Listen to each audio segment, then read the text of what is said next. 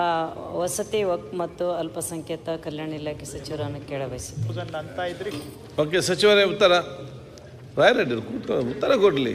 Senior leader. ಮಾನ್ಯ ಸದಸ್ಯರಿಗೆ ಉತ್ತರವನ್ನು ಒದಗಿಸಿಕೊಡಲಾಗಿದೆ ಅಧ್ಯಕ್ಷರೇ. ಸನ್ಮಾನ್ಯ ಅಧ್ಯಕ್ಷರೇ, ಉತ್ತರವನ್ನು ಒದಗಿಸಿಕೊಟ್ಟಿದ್ದಾರೆ. ನಮ್ಮ ದೇವದುರ್ಗ ವಿಧಾನಸಭಾ ಕ್ಷೇತ್ರಕ್ಕೆ 2022-23ನೇ ಸಾಲಿನಿಂದ 2020-24-25ನೇ ಸಾಲಿನವರೆಗೆ ಕೇಂದ್ರ ಸರ್ಕಾರದ PMA ಮನೆ ಗ್ರಾಮೀಣ ಯೋಜನೆಯಡಿಯನ್ನು ಒಳಗೊಂಡಂತೆ ವಿವಿಧ ಗ್ರಾಮೀಣ ವಸತಿ ಯೋಜನೆಗಳ ಅಡಿಯಲ್ಲಿ 11,135 ಮನೆಗಳ ಗುರಿ ಹಂಚಿಕೆ ಮಾಡಲಾಗಿದೆ ಸಭಾಧ್ಯಕ್ಷರೇ. ಈ ಪೈಕಿ ಕೇವಲ 3,849 ಮನೆಗಳಿಗೆ ಮಂಜೂರಾತಿ ನೀಡಲಾಗಿದೆ ಸಭಾಧ್ಯಕ್ಷರೇ.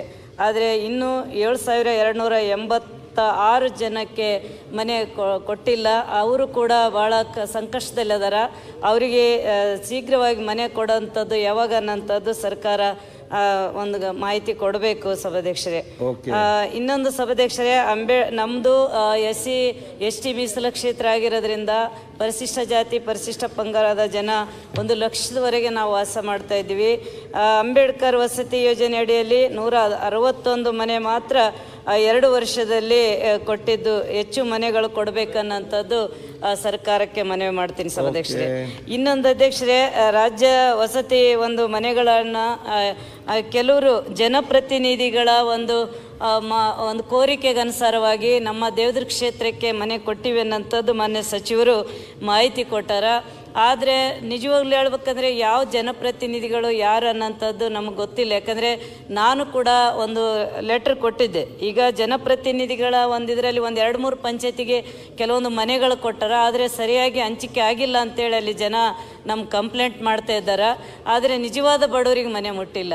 ಹಂಗಾಗಿ ಅದು ಯಾರ ಜನಪ್ರತಿನಿಧಿಗಳೇನು, ನಾವು ಶಾಸಕರಾಗಿವಿ, ನಮಗೂ ಕೂಡ ಒಂದು ಸಣ್ಣ ಮಾಹಿತಿ ಇಲ್ಲ ಮಾನ್ಯ ಅಧ್ಯಕ್ಷರೇ.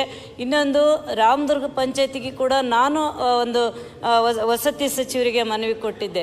ಆದರೆ ಅಲ್ಲಿ ಮನೆಗಳು ಮಂಜೂರಾಗಿ ಇವತ್ತಿಗೂ ಅನುಷ್ಠಾನ ಆಗಿಲ್ಲ. ಇದು ಏನು ಕಾರಣ ಅನ್ನೋಂಥದ್ದು ನನಗೂ ಕೂಡ ಭಾಳ ಒಂದು ಗೊಂದಲ ಆದ ಸಭಾಧ್ಯಕ್ಷರೇ. ಸಭಾಧ್ಯಕ್ಷರೇ, 1 ನಿಮಿಷ. ಬಸವ ಮತ್ತು ಅಂಬೇಡ್ಕರ್ ಯೋಜನೆಯಡಿಯಲ್ಲಿ ಸಹಾಯಧನ ಭಾಳ ಕಡಿಮೆ ಸಹಾಯಧನ ಆಗ್ತದೆ, ಅಷ್ಟರಲ್ಲಿ ಆಗೋದಿಲ್ಲ. ಆದಷ್ಟು ಬೇಗ ಹೆಚ್ಚಿನ ಅನುದಾನವನ್ನು ಬಿಡುಗಡೆ ಮಾಡಬೇಕು ಸಭಾಧ್ಯಕ್ಷರೇ.